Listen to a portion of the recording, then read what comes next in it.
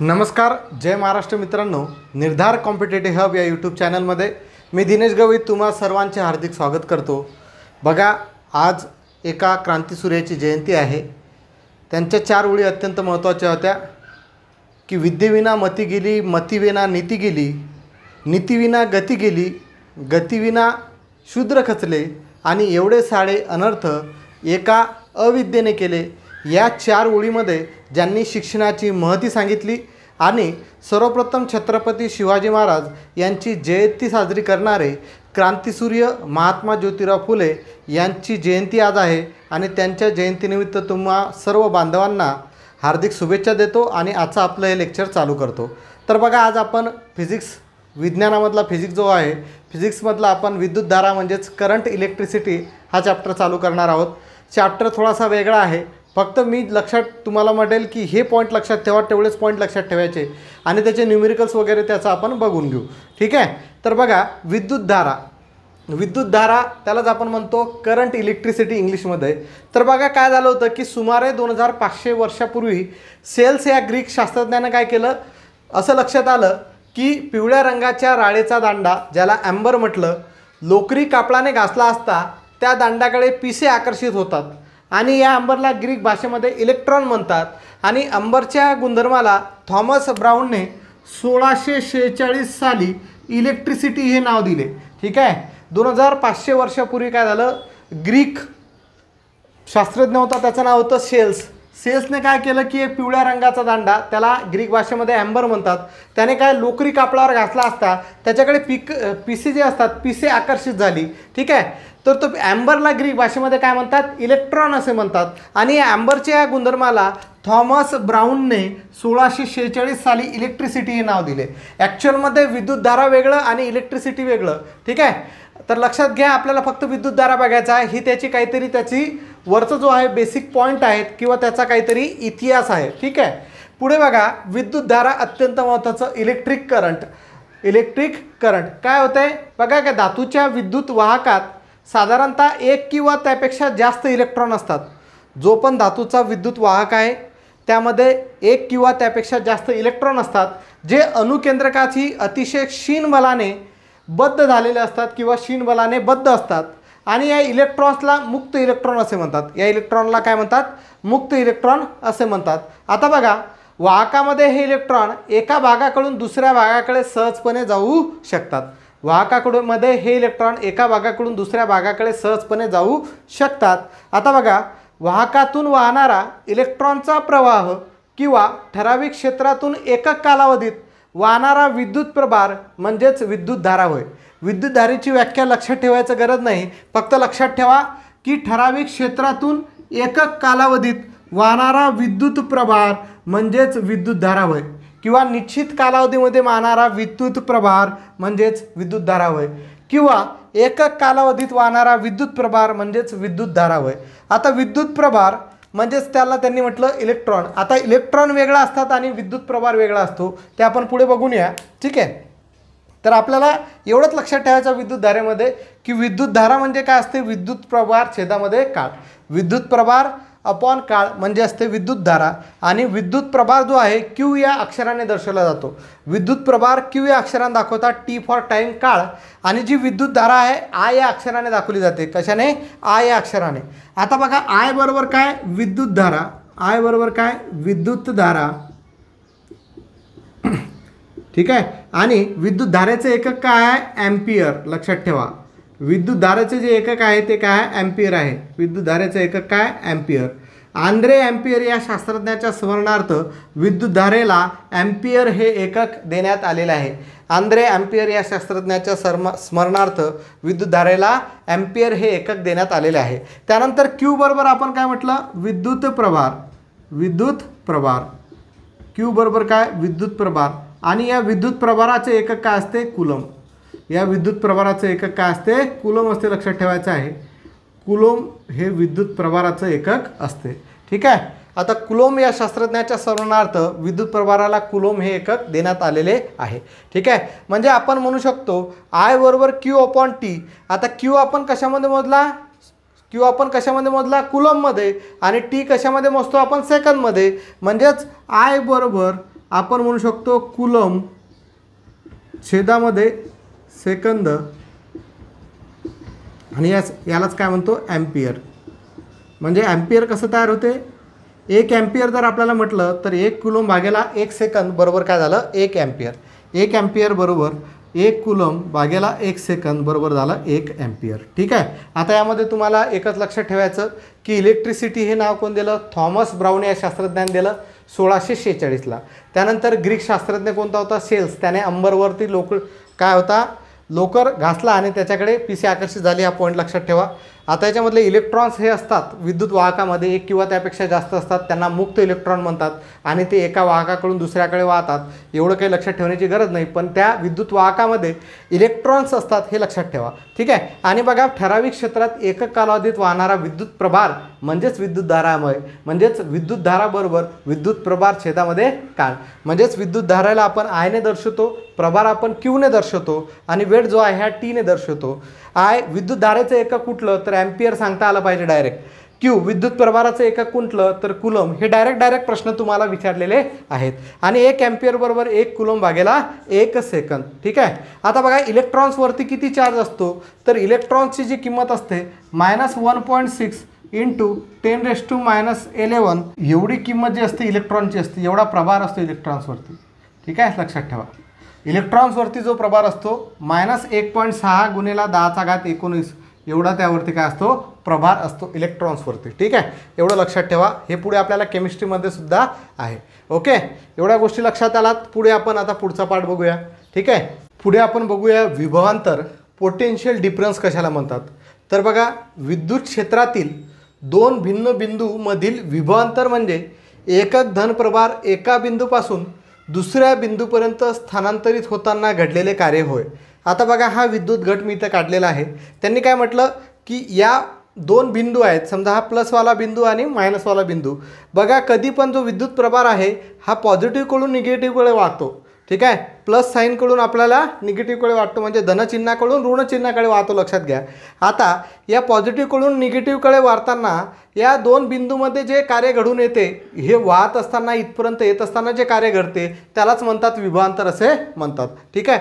हा जो धनप्रभार आहे हा इथून पासून धनप्रभार येऊ राहिला, एकक धनप्रभार भिन्न 2 बिंदूमधून वाहत असताना त्यामध्ये घडणारे जे कार्य असते त्यालाच आपण विभवांतर असे म्हणतो. ठीक आहे. आता विभवांतर म्हणजे काय मग कार्य भागेला स्थानांतरित झालेला एकूण प्रभार, स्थानांतरित झालेला एकूण प्रभार. आता कार्य आपण कशामध्ये मोजतो वर्कने मोजतो. वर्क कार्य म्हणजे वर्क W अपॉन स्थानांतरित झालेला एकूण प्रभार. प्रभार म्हणजे प्रभाराचं एकक नाही, प्रभाराचं चिन्ह काय आहे Q आहे. बरोबर आहे ना. आणि विभवांतर म्हणजेच काय पोटेन्शियल डिफरन्स, याला आपण V ने दर्शवतो. कशाने दर्शवतो V ने. तर लक्षात घ्या W कार्य अपॉन Q बरोबर आहे ना. तर कार्य अपॉन Q म्हणजेच या विभवांतराचं जे एकक आहे हे व्होल्ट ठेवलेलं आहे. कुठलं ठेवलेलं आहे व्होल्ट. लक्षात ठेवायचं आहे. विभवांतराचं जे एकक आहे हे कुठलं आहे व्होल्ट आहे. अलेक्झांड्रो व्होल्टा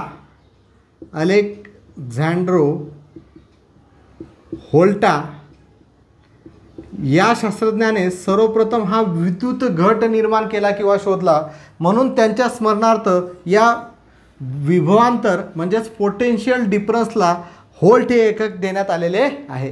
व्होल्ट हे एकक देण्यात आलेले आहे. समजून आलं. ठीक आहे. म्हणजे या प्लस पॉईंट पडून विद्युत प्रभार जात असताना या निगेटिव्हकडे येताना जे त्याने कार्य घडून आणलं त्यालाच काय म्हणायचं विभवांतर असं म्हणायचं. लक्षात घ्या प्लस पॉईंट याला म्हणतात ॲनोड.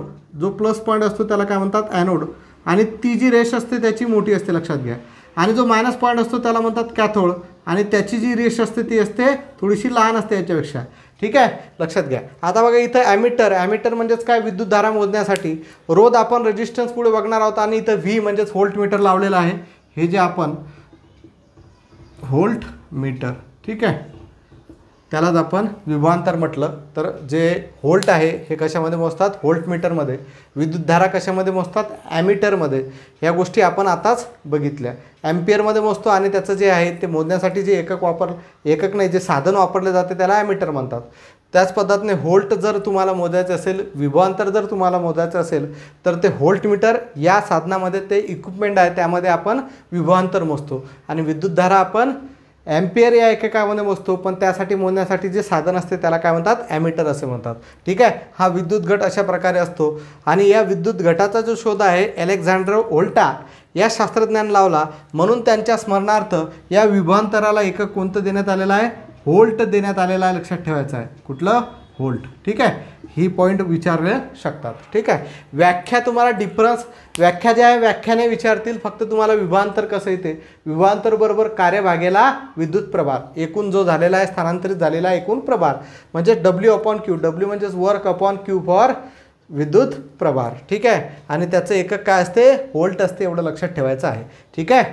तर बघा हा चॅप्टर थोडासा वेगळा आहे. जे मी सांगतो तेवढ्यावरती गोष्ट लक्षात ठेवा, त्याचेच प्रश्न तुम्हाला दिसतील. पुढचा पार्ट आपण बघूया. बघा पुढे आपण बघूया विद्युत रोध, रेझिस्टन्स. आता रेझिस्टन्सची एवढी मोठी व्याख्या दिलेली आहे, पण आपण इझी भाषेमध्ये समजून घेऊ की रेझिस्टन्स म्हणजे काय.